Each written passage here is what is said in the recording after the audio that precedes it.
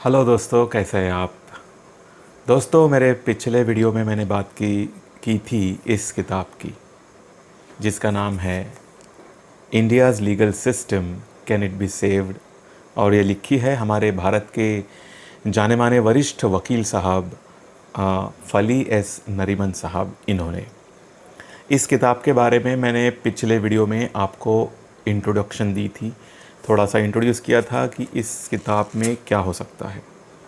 आज मैं आपको बताऊंगा कि इस किताब में जो सब हेडिंग्स है उनकी रचना कैसे है।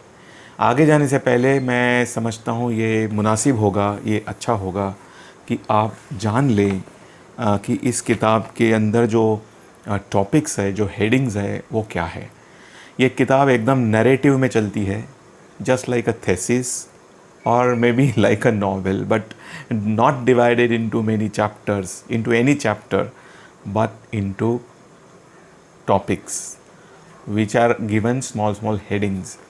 तो वो हेडिंग्स क्या है देखिए, वो है 12 हेडिंग्स, 12 हेडिंग्स। मैं आपको वो पढ़कर दिखाता हूँ तो आपको पूरी किताब की कॉन्स्पेक्टस एक आइडिया आ जाएगी क्या है। तो पहला हेडिंग है the legal system in pre British India.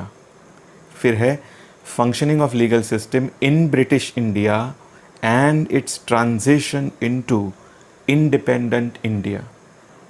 Then third है legal system at village level. Then fourth है misgivings about the British legal system and harkening back to panchayati raj. और पांचवा सब हेडिंग है the legal system under the constitution of India and the link with English language.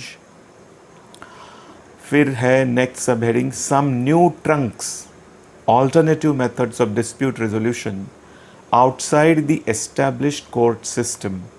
देखिए, आप जब ये headings पर गौर करेंगे तो आपके ध्यान में आएगा कि इस विषय को नरीमन साहब ने किस तरह से ट्रीट किया है। आगे का सब हेडिंग है some impressions of justice in British India. उसके आगे है the different aspects of justice under the constitution.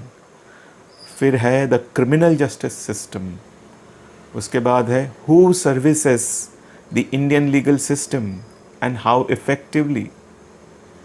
फिर है the Indian legal system some problem areas.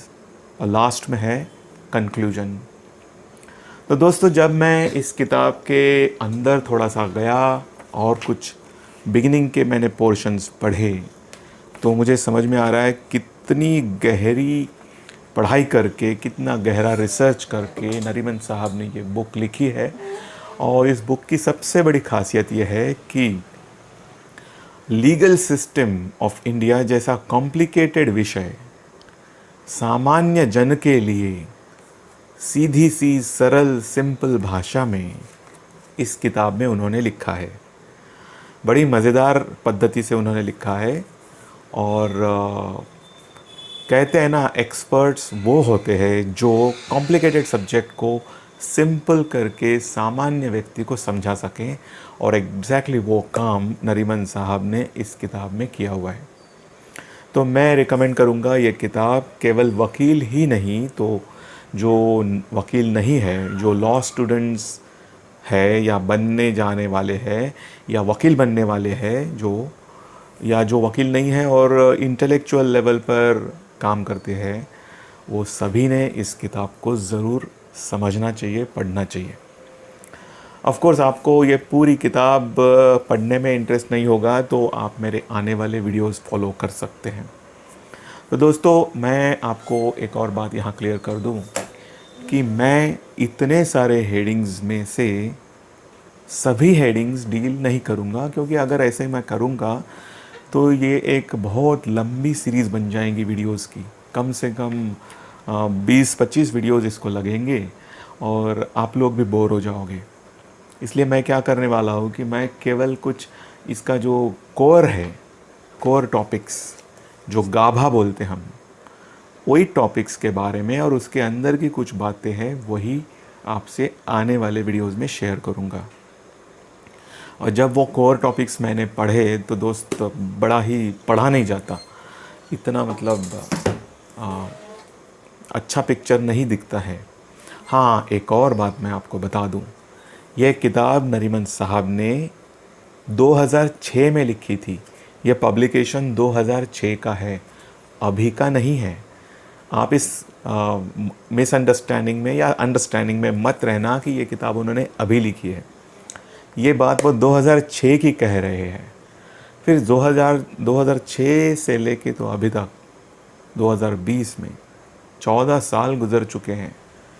वो 14 सालों में भी भारत की न्याय व्यवस्था का, कानूनी व्यवस्था का खास करके क्या हुआ, इसका असेसमेंट आप ही को करना है। 2006 से अब तक, 2006 में जब वो ये किताब लिख रहे हैं तो उस वक्त जो स्थिति थी, वो नरीमन साहब उसके आधार पर इस किताब में वो बात कर रहे हैं। उसके बाद क्या हुआ, ये आप ही को असेस करना है, हमको ही असेस करना है। तो दोस्तों, आज के लिए इतना ही। मेरा नाम है नहुष खुबालकर और I am a practicing lawyer since 91, and my mission is to guide people on right path in matters of law and life. Bye दोस्तों, इतना ही आज के लिए। Good night, see you.